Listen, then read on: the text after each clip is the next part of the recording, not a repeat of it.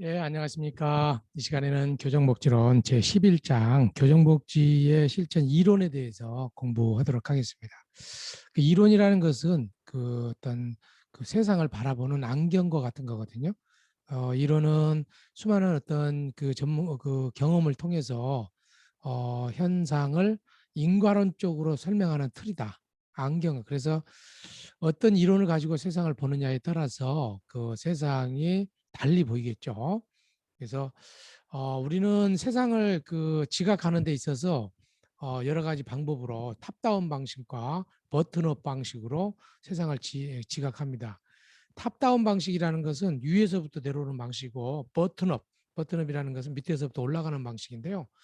예를 들어서 이제 탑다운 위에서부터 내려온 방식이라는 것은 어떤 그 이론이라든지 생각이라든지 관념을 가지고 세상을 보게 되면 그 관념과 이론에 상응하는 세상을 보게 되는 거죠. 예. 그래서 어떤 이념이나 사상에 가득 차서 세상을 보게 되면 그 이론이라든지 어떤 그 관념에 관련된 세상만 보게 되는 이렇게 이런 것들이 이제 어떤 그 탑다운 방식이고 버튼업 방식이라는 것은 밑에서부터 위로 올라오는 방식인데 어떤 편견 없이 어떤 그 시각적인 자극이라든지 아니면 청각적 자극, 내가 실질적으로 보고 듣는 내용을 통해서 현재 내게 주어진 자극을 통해서 저것이 무엇인지를 알아채는 거죠. 예.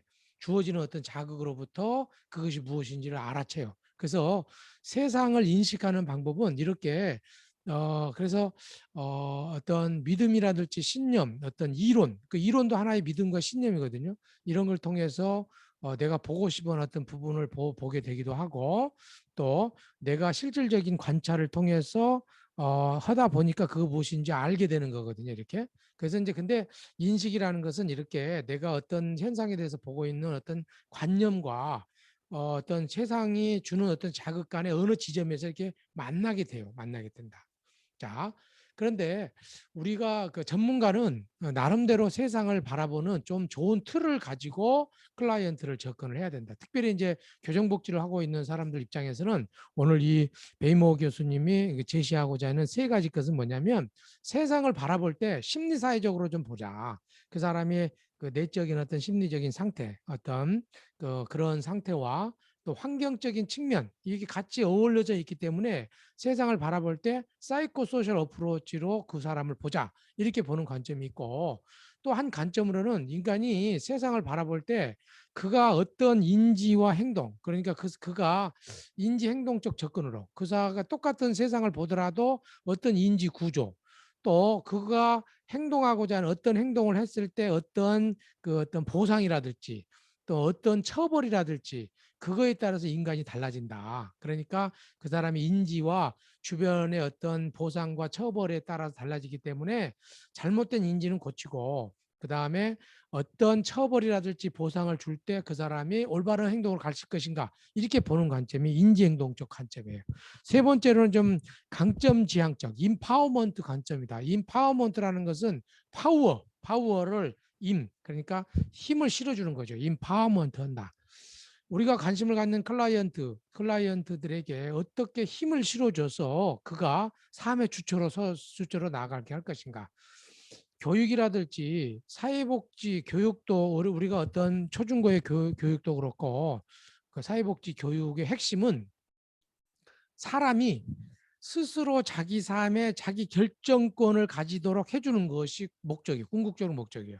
교육을 열심히 했는데 교육을 시켜주는 교수라든지 교육을 시켜주는 사람에 의존해서 계속 살아야 된다. 그것은 실은 교육의 목적이 반대되는 거예요. 교육이라는 것은 교육을 받은 사람이 스스로 자기의 삶을 살아갈 수 있도록 자기 결정권을 해서 살아갈 수 있도록 만들어주는 다를 역설적이라도 교육을 해주는 사람이 도움이 더 이상 필요 없이 혼자 살아갈 수 있는 능력을 만들어주는 거예요. 그것이 교육에 있어서 저는 굉장히 중요하다고 보고 사회복지도 굉장히 중요하다. 사회복지 서비스를 굉장히 열심히 많이 줬는데 계속해서 클라이언트가 사회복지사에 의존해서 살아간다. 그것은 사회복지의 궁극적 목적인 자기 결정을 통해서 독립적인 삶을 살아가는데 반대 방향이라고 생각하는 거예요. 그래서 스스로 자기의 삶을 살아가도록 하기 위해서는 임파워먼트를 해줘야 되고 스스로 자기 결정을 해줘야 할 수 있도록 만들어주고 자기가 가지고 있는 강점을 가지고 살아갈 수 있도록 만들어주는 것이 중요한데 이 외에도 여러 가지 이론이 있지만 오늘 이 책을 썼던 이 베이모 교수님은 이 세 가지 것을 우리 교정복지의 중요한 이론적인 틀로 제시를 하고 있습니다. 그 내용을 조금 더 구체적으로 알아보도록 하겠습니다. 자리 한번 보도록 하겠습니다. 네. 자, 교정복지의 실천에 대한 이래. 교정복지는 크게 본다 그러면 이제 사회복지의 큰 틀 안에 있겠죠.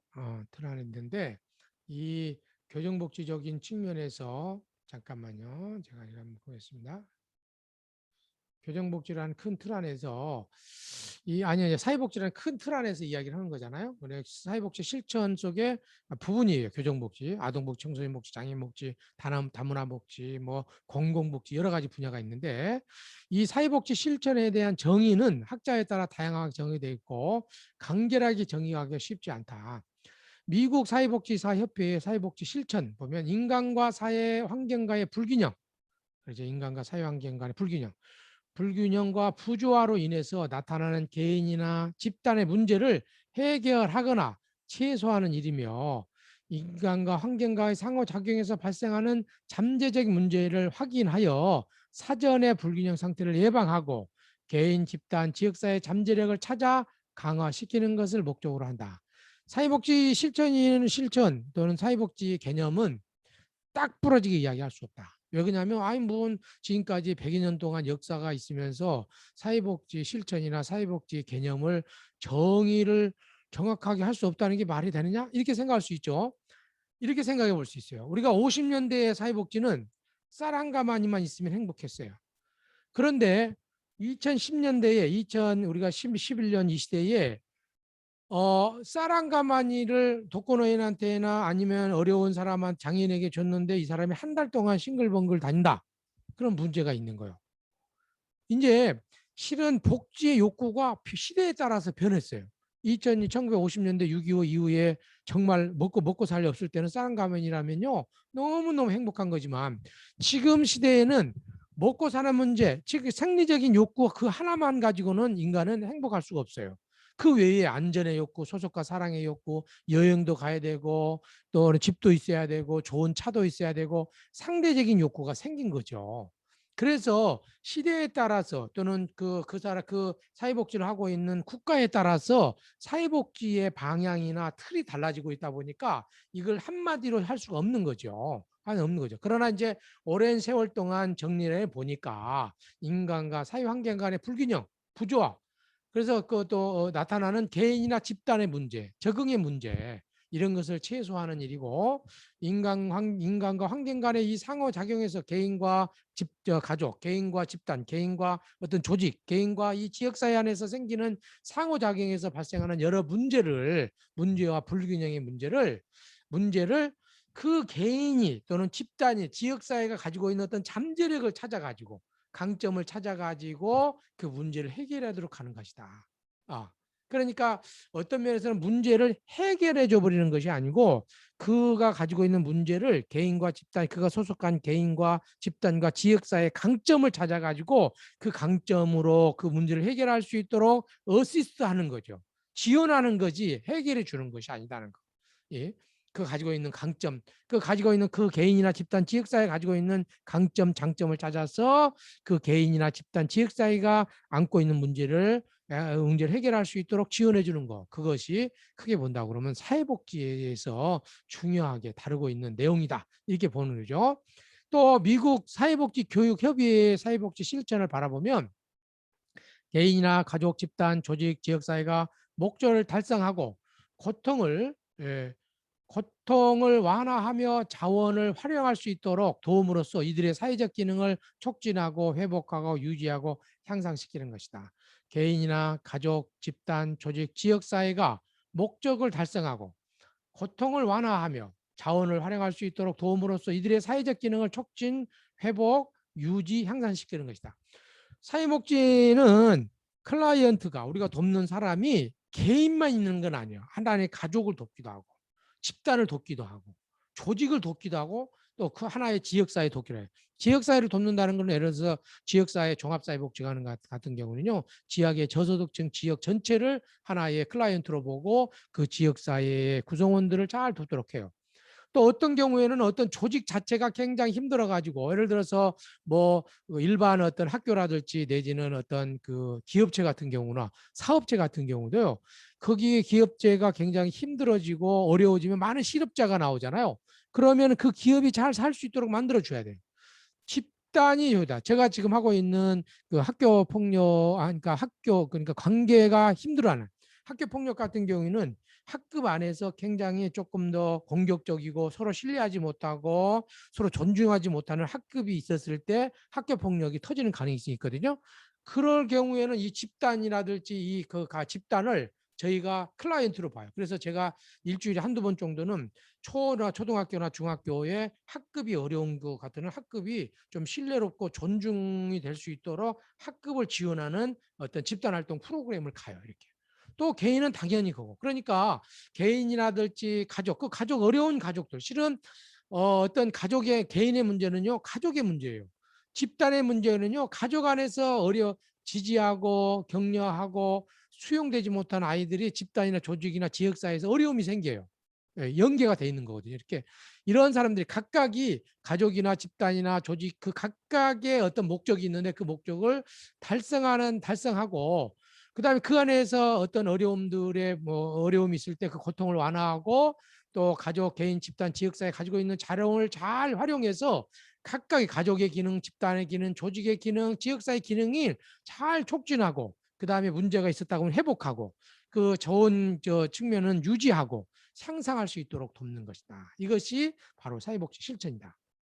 두 번째, 인간의 기본 욕구를 충족시키고 인간이 가진 잠재력 및 가능성 개발을 돕기 위해 필요한 정책, 서비스, 자원 그리고 프로그램을 계획, 공식화, 시행하는 것이다. 그래서 굉장히 사회복지는 좀 포괄적이다.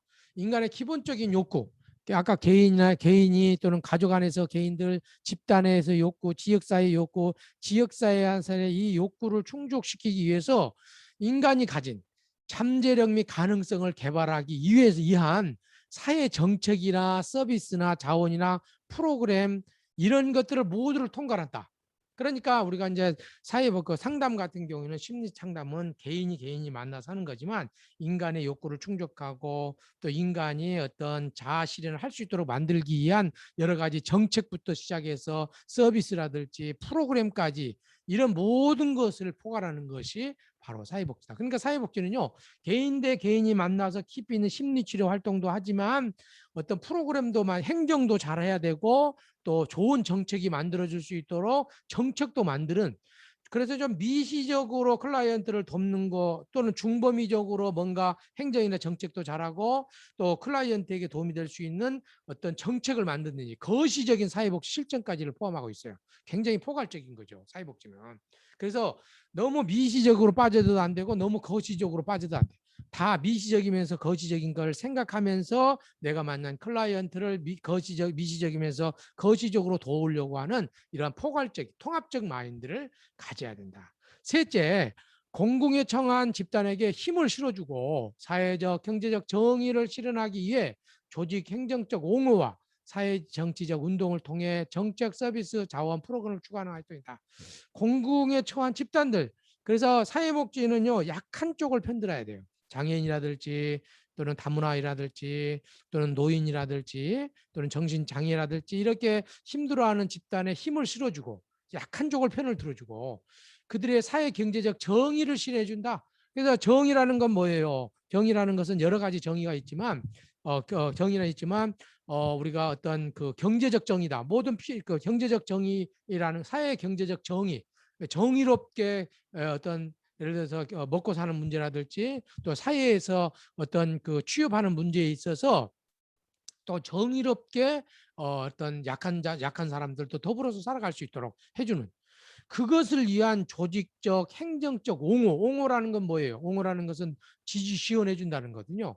그래서 조직적, 행정적 옹호다. 사회복지는요. 그래서 어떤 다문화 사람이라든지 장애인이라든지 노인을 돕기 위해서 개인적 노력뿐만 아니라요. 집단적 노력을 열심히 해줘야 돼요. 개인이 안 될 때는 우리가 사회복지사는요 네트워크를 잘해요. 그래서 사회복지사 협회의 네트워크하고 뭐 아동복지협회 네트워크 또는 장애인복지 네트워크를 통해서 이런 문제를 해결하려고 노력을 해줘야 된다. 왜 이렇게 하느냐? 그럴 때에 임팩트 있게 클라이언트의 문제를 해결할 수 있기 때문에 우리가 개인적으로 아무리 노력하고 심리적으로 도움을 주더라도요 이렇게 정책이라든지 행정이라든지 정치적인 행동을 하지 않으면요 변화되지 않아요. 변화되지 않아요. 그래서 철저하게 클라이언트에게 도움이 될 수 있는 방향으로 우리가 가는 것. 그걸 위해서 행정도 하고 정책도 하고 프로그램도 만든다. 그래서 또 이러한 목적과 관련된 전문적 지식과 기술을 개발하고 시험하는 것이다. 끊임없이 시험하는 것이다. 그래서 미국 사회복지 교육협의회라고 그랬잖아요. 그래서 사회복지 실천에 필요한 이런 교육을 위해서 뭐 앞에서 있는 1번과 관련된 기술도 공부하고 정책을 어떻게 개발하고 하는 것들도 배우고 또 정의를 실현을 위해서 어떻게 하는 것도 배우고 또 이 전문적인 지식과 기술을 개발하는데 그래서 이제 우리가 사회복지 실천론이라 사회복지 조사 방법론이라는 걸 배우는 이유가 그거예요. 우리가 배운 이론들이 정말로 내가 효과적인가? 또 내가 우리가 현장에서 배운 이론들이 정말 효과적이라면 그것을 과학적으로 증명해서 또 이론을 만들어내고 이런 활동들 이런 것들 그래서 사회복지사는 하나의 그 전문적인 리서처가 되어야 돼요. 나는 전문적인 리서처가 돼서 내가 하고 있는 타인이 하고 있는 일들에 대해서 과학적인 마인드를 가지고 보고 또 다른 사람들이 어떤 이론을 이렇게 이야기했을 때 그것이 정말 타당한 것인지 신뢰도와 타당도가 근거하에서 연구해냈는지 이런 것들에 대해서 객관적으로 볼 수 있는 그러한 자세를 갖는 것들이 굉장히 중요한 부분이라는 거 이해하면 좋을 것 같습니다. 자, 그래서 사회복지 실천은 방금 이야기했던 것처럼 미시적인 실천, 거시적 수준, 중간 수준의 실천으로 나누어서 볼 수가 있겠습니다. 자, 미시적인 실천, 개인의 가장 친밀한 상호 가정 과정에 개입한 활동. 그래서 사회복사는 심리치료도 하고 직접적 활동도 하고 대인관계도 하면서 직접적으로 마음부터 다듬어주면서 친구가 되어주는 활동들을 해야 된다. 거시적인 실천에서는 클라이언트의 삶에 영향을 미치는 사회 전체 혹은 국가의 그걸 대상으로 활동을 하면서 정책을 만드는 장애인복지법, 노인복지법, 뭐 기타 여러 가지 정책을 변화시키도록 하는 그런 활동을 해야 된다. 자, 중간 수준의 실천, 미시적 수준과 거시적 수준의 중간 수준으로 지역사회 자원의 발굴 및 연계 활동, 집단 자원의 조직 및 운영, 예. 지역사회 차원에서 활동하는 것들, 집단 차원의 조직 및 운영, 조직 및 운영이라는 것은 행정 능력이 있어야 돼요. 사회복지사는 기관의 운영을 잘해서 기관이 정말로 그 클라이언트 중심적으로 갈 수 있도록 잘 운영하는 것이 필요하다. 그래서 사회복지사는 아주 마이크로한 측면에서의 또는 매크로한 측면에서 사회복지 실천, 그 다음에 중범위적 매조, 중범위적 측면의 사회복 실천을 늘 두면서 해야 되는. 그래 항상 사회복지사는 이렇게 미시적이고 중범위적 거시적인 측면의 실천이 있다는 걸 알고 나는 지금 중범위점에 있고 나는 지금 미시적인 것이 있더라도 중범위적이고 거시적인 측면을 잘 고려하면서 내가 못하는 부분에 대해서는 내가 미시적인 것을 할더라도 중범위적이고 거시적인 것에 필요하다 그러면 미시적, 중범위적이고 거시적이 있는 사회복지 실천가들과 연합해서 클라이언트의 문제를 해결하도록 노력해줘야 된다. 내가 거시적으로 하고 있다 하더라도 내가 하지 못하고는 행정이나 미시적인 실천에 있는 사람과 늘 연계해가지고 정말로 거시적인 부분, 정책을 만들 때 있어서 현장에 있는 사람들의 이야기를 듣고 잘 적응하도록 만들어주는 것이 굉장히 중요한 부분이다. 그래서 사회복지 실천은 개인이나 가족, 집단, 지역사회를 대상으로 그러니까 개인도 클라이언트, 집단도 클라이언트, 가족이나 가족도 클라이언트, 집단도 클라이언트, 지역사회도 클라이언트 된다는 거죠. 그들의 사회적 기능을 향상시키고 주변 환경과 좀 더 수준 높은 상호작용을 할 수 있도록 지원하는 전문적인 활동이다. 보다 수준 높은 활동을 하도록 예? 그들의 각각의 사회적 기능을 향상시켜주고 주변 환경과 좀 더 수준 높은 상호작용할 수 있도록 지원하는 전문적인 활동이다. 그래서 개인이나 집단, 가족, 집단, 지역사회가 또 주변 환경과 굉장히 수준 높은 상호작용을 할 수 있도록 지원하는 그들의 사회적 기능을 향상시키면서 지원하는 그러니다. 그래서 이 수준 높은 상호작용이라는 것은 관계 문제거든요. 관계 문제. 그래서 조금 더 자기가 속한 가족 안에서의 관계, 집단 안에서의 관계, 지역사회의 관계를 관계자, 상호작용은 관계잖아요. 이 관계를 잘 질적으로 높여주는 활동을 하는 것이가 사회복지사가 해야 될 활동이라는 거 여러분들이 잘 숙지하시면 되겠습니다. 자, 그 다음에 이제 보니까 교정복지 실천을 위한 실천 모델을 이해 보면은 그래서 교정복지 실천 모델은 다양한 실천 이론을 토대로 발달되어 왔는데 정신역동 모델, 심리사회적 모델, 행동주의 모델, 인지 모델 우리가 이제 인간행동과 사회행동 모델에서 여기서부터 공부를 하잖아요. 정신역동, 심리사회적, 인지 모델 이렇게 하는데 주로 여기에서 심리사회 모델, 인지행동 모델, 행동주의 모델은 나중에 인지 모델과 합해져 가지고 인지행동 모델로 되고 이 외에 사회체계 모델도 있고 다양한 모델, 강점 지향적 모델, 여러 가지 인본주의 심리학적 관점에서 보는 여러 가지 어떤 모델들도 있다. 교정복지 현장은 24시간 숙식 제공 서비스 제공 여부에 따라 구금 위주의 생활 서비스가 제공되는 교정시설과 보호관찰소가 중심이 되어 사후체내 체육기관으로 구분할 수 있는데 이 외에도 실은 저희처럼 그 청소년 화이노리티 협의회라든지 종합사회복지원 같은 데에서는 또 시설의 그 지역사회 내에서 꼭 어떤 어떤 사법 절차를 밟아야 되는 건 아니고 사법 절차를 밟기 이전에 있는 그런 대상자를 위한 예방적 활동 그때는 굉장히 중요하다고 보여. 문제가 생겨가지고 교정으로 대상자로 가는 것이 아니고 그 전에 예방적 차원에서도 저는 정말로 교정복지의 서비스 대상으로 삼아야 된다 이렇게 봅니다. 그래서 제가 이제 초등학교 4학년들, 2학년들 대상으로 회복 강제 회복을 하러 다녀요. 왜냐하면 이 아이들을 그냥 놔두면요. 나중에 사법 처리 기관으로 가게 되고 한 번 발을 딛게 되면요. 빠져나올 수 없는 환경이에요. 그래서 저는 예방적 차원에서 정말 우리가 이러한 아이들의 갈등 문제를 잘 달아주는 것이 너무너무 소중하다고 본다. 또 뭐 여기서 고정복 실전 모델에서는 우리 교수님은 운영 주체에 따라 구분도 하기도 한다. 이렇게 말씀하셔서 국가가 직접 시설을 운영하는 국영기관과 민간에서 운영하는 민간기관으로 나누어서 민간 기관으로 나누어서 구분한다 이렇게 봤는데요. 구정기관, 소년원 구치소, 교도소, 보관처소, 민영기관, 민영교도소, 소년보호시설, 법무보호복지공단, 소년보호협회 운영하는 자립생활관, 기타 종교 사단체 운영하는 기관 이렇게 다누어서 이루어질 수 있다고 구분하여 놓으셨네요. 자, 교정복지 실천 대상자로서 범죄 가해자로서 교정시설에 수감 중인 수용자, 보호관찰 대상자, 소년 범죄자 등과 범죄 피해자로 크게 구분하고 사회복지 실천 모델 중 심리사적, 인지행동, 인파 모델, 이외에도 이기교육 모델이 가장 교정복지 현장과 교정복지 대상자에서 유용하게 되고 있다. 이기교육 모델도 제가 앞서 설명하지 못했는데 이 부분들도 중요한 모델로 보고 있다. 이렇게 보고 여기에 이제 우리가 뭐 회복적인 정의 모델도 더 첨부해서 볼 수 있겠습니다. 자, 사이코소셜 모델, 심리 사회적으로 접근하는 모델은 모델이란 홀리스의 케이스웍, 심리사회 치료에서 제시된 사회복지 실천 모델인데 정신분석학의 자아심리학 이론을 적용한 모델로서 치료의 목표를 개인의 자아 기능을 유지하고 강화하는 것 보다. 인간을 단순히 심리적인 측면에서만 이해하는 것이 아니라 심리적인 측면과 사회적인 측면을 그리고 양자의 상호작용의 영향도 고려해야 하는 심리사회 모델을 이해하는 인간이에요. 그래서 이제 심리적인 뿐만 아니라 그 환경을 같이 봐야 되고 그 가지고 있는 이렇게 좀 자아 기능을 잘 좀 강화시키는 것을 중요하게 보는 관점이 심리사회적인 모델입니다.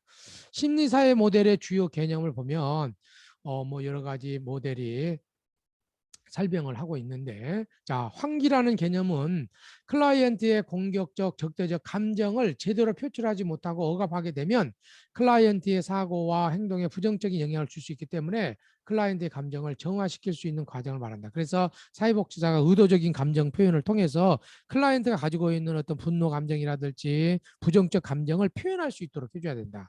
네, 그래서 그 가지고 있는 어떤 부정적 감정이 밖으로 드러날 수 있도록. 그래서 저도 이제 이렇게 회복적 서클이라든지 아니면은 그 관계 회복 프로그램에서 클라이언트가 아이들이 가지고 있는 청소년들이 가지고 있는 부정적 감정을 밖으로 드러내도록 해주는 게 해줘요. 그럴 때 아이들이 카타르시스가 있나거든요. 환기가 되는 거죠. 카타르시스가 되는 거죠. 두 번째 이제 클라이언트의 개별화 과정을 강조한다. 그가 가지고 있는 개별적 특성, 심리적 특성뿐만 아니라 환경적 특성이 무엇인지 개별적 특성을 보려고 해야 된다. 셋째는 클라이언트의 자기결정권을 강조한다. 이것은 어떤 모델에도 굉장히 중요한 것 같아요. 클라이언트의 자기결정권을 존중해서 나갈 때 주체적으로 살아갈 수도 있다는 거죠.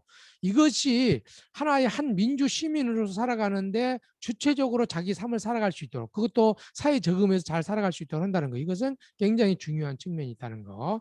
클라이언트의 문제는 개인, 가족, 사회 환경 등이 상호작용을 주고받는 가운데서 발생한 것으로 여긴다. 예, 그렇죠. 개인과 가족, 환경을 상호작용까지. 어느 한 개인의 문제가 아니라는 거죠. 보통 학교 폭력의 문제 아이들을 보면요, A의 개인에게 문제가 있다고 봐요. 그러나 제가 봐서는요, 그 아이들이 소속해 있는 그 문화가 왕따의 문화든지 아니면 배제의 문화인 경우가 많거든요. 그 문화를 바꿔야 돼요. 또 가족이 어떤 문제가 있어요. 그래서 개인이나 가족, 사회 환경의 상호작용 가운데 발생한다는 것을 항상 우리가 이제 이렇게 관심을 가져야 되고, 클라이언트의 과거 상황, 경험을 파악하고 탐색하고 그걸 있는 그대로 기술해보고 환기의 방법과 아까 이야기했던 그러니까 이제 그 표현의 방법을 통해서 클라이언트의 성격과 행동, 심리 상태에 대한 통찰할 수 있는 기회를 주어야 된다. 이것이 심리사회적 모델에서 중요한 측면이 있다는 거.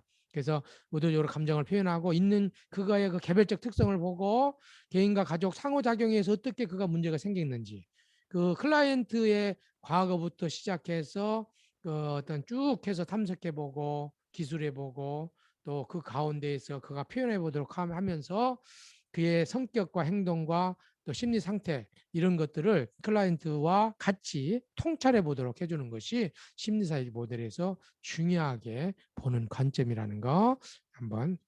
자, 심리사회적 모델의 교정복지 현장의 적용을 보면요, 교정 대상자와 개별적 면담 과정에서 이루어질 수 있고, 또 사회복지사는 교정 대상자와 면담을 통해 교정 대상자 스스로 자신의 범행 동기와 원인에 대한 이해를 할 수 있도록 과거 어린 시절의 경험, 원가족에 대한 이해, 생활 환경에 대해서 다차원적으로 성찰할 수 있도록 도움으로써 자신의 행동을 되돌아보게 하여 추후 재범 가능성을 사전에 줄이도록 해야 된다.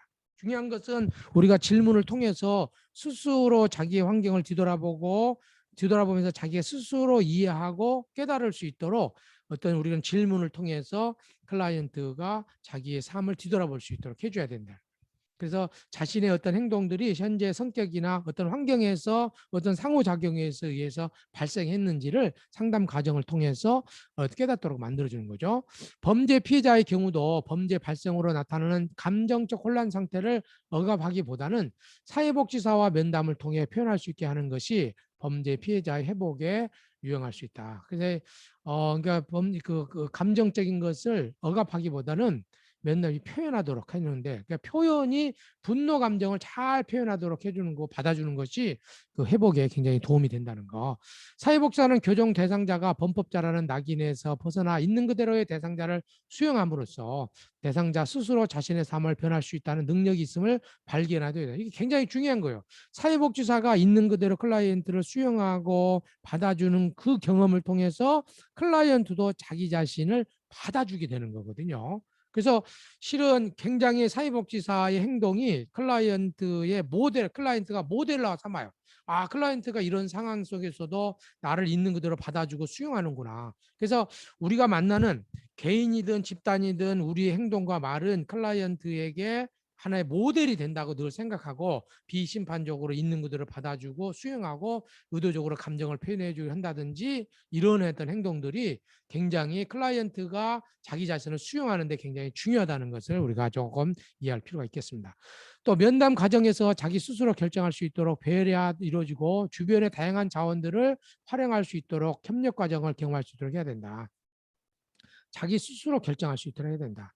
그래서 사회복지사들이 우리가 비행을 겪고 있는 사람들에게 어떤 사업을 할 때 결정하고 이렇게 해 저렇게 하는 게 아니고 어떤 스스로 결정할 어떤 대안을 주고 어떤 뭘 여러 가지 대안 중에 어떤 것을 하고 싶느냐 하면서 그들이 스스로 자기의 삶에 결정이 갈 수 있도록 하는 거. 그러니까 아마 사회복지사들의 그 클라이언트에 대한 배려 이 중에 가장 큰 건 뭐냐면 나를 존중한다는 느낌 뭐냐면 내가 내 인생의 어떤 것에 의해서 결정할 수 있도록 결정권을 나에게 준다. 이런 거 그것이 클라이언트에 보는 입장에서는 굉장히 중요한 어떤 측면이거든요. 그래서 그러한 클라이언트의 자기결정권 스스로 그가 선택할 수 있도록 주인을 그의 삶을 그의 삶의 주권을 그에게 돌려주는 거거든요.